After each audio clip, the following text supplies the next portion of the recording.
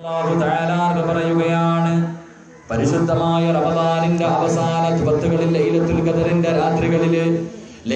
ഖദറിന്റെ രാത്രികളിൽ നിസ്കരിക്കേണ്ട 2 റക്അത്ത് നിസ്കാരം അല്ലാഹുവിന്റെ പ്രവാചകന് മഹാനായ റസൂലുള്ളാഹി സ്വല്ലല്ലാഹു അലൈഹി വസല്ലമ തങ്ങളുടെ സഹാബിയായ ഇബ്നു അബ്ബാസ് റളിയല്ലാഹു തആല നമുക്ക് പഠിപ്പിച്ചു തരികയാ.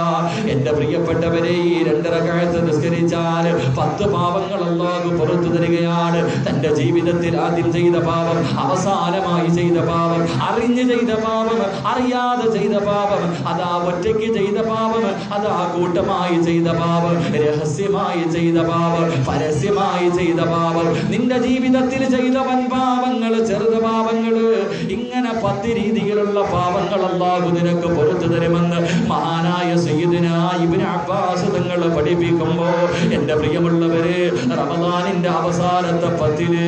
ലൈലത്തുൽ ഖദറിന്റെ രാത്രിയിൽ നിനക്ക് നിസ്കരിക്കാൻ മനസ്സുണ്ടോ? പാതിരാത്രിയിൽ നിസ്കരിക്കുന്ന മനുഷ്യന് കിട്ടുന്ന പ്രതിഫലമാ